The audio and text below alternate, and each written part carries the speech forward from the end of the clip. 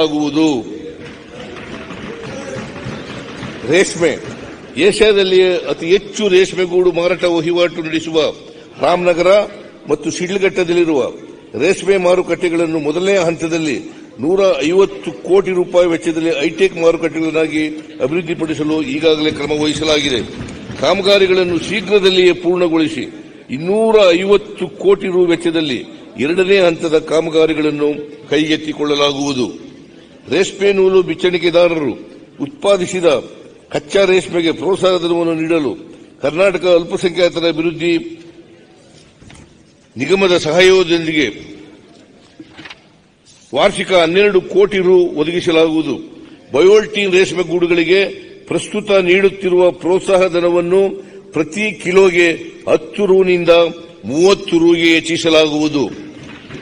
ಪಶುಸಂಗೋಪನೆ ಈ ಆಯವ್ಯಯದಲ್ಲಿ ಘೋಷಿಸಲಾದ ಕರ್ನಾಟಕ ರೈತ ಸಮೃದ್ಧಿ ಯೋಜನೆಯೊಂದಿಗೆ ಸಂಯೋಜಿಸಿ ಈ ಕೆಳಕಂಡ ಯೋಜನೆಗಳನ್ನು ಜಾರಿಗೊಳಿಸಲಾಗುವುದು.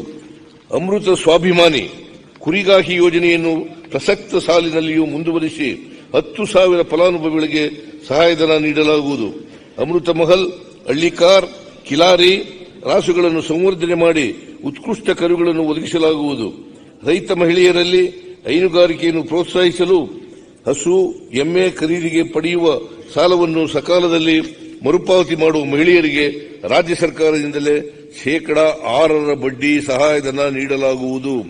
ಹಂದಿ ಮತ್ತು ಕೋಳಿ ಸಾಕಾಣಿಕೆಯನ್ನು ಪ್ರೋತ್ಸಾಹಿಸಲು ಆಸಕ್ತ ರೈತರಿಗೆ ತರಬೇತಿ ನೀಡುವ ಮೂಲಕ ರೈತರ ಆದಾಯ ಹೆಚ್ಚಿಸಲಾಗುವುದು.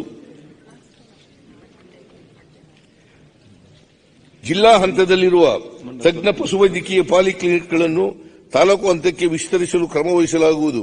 ಪ್ರಥಮ ಹಂತದಲ್ಲಿ ರಾಜ್ಯದ ಆಯ್ದ 20 ತಾಲೂಕುಗಳ ಪಶು ಆಸ್ಪತ್ರೆಗಳನ್ನು ಪಾಲಿಕ್ಲಿನಿಕ್ಗಳನ್ನಾಗಿ ಮೇಲ್ದರ್ಜೆಗೇರಿಸಲು 10 ಕೋಟಿ ರೂಪಾಯಿ ಒದಗಿಸಲಾಗುವುದು. ಬಾಡಿಗೆ ಮತ್ತು ಶಿಥಿಲಾವಸ್ಥೆಯಲ್ಲಿರುವ ಕಟ್ಟಡಗಳಲ್ಲಿ ಕಾರ್ಯನಿರ್ವಹಿಸುತ್ತಿರುವ 200 ಪಶುವೈದ್ಯ ಸಂಸ್ಥೆಗಳಿಗೆ 100 ಕೋಟಿ ರು ವೆಚ್ಚದಲ್ಲಿ ನೂತನ ಕಟ್ಟಡಗಳನ್ನು ನಿರ್ಮಿಸಲಾಗುವುದು.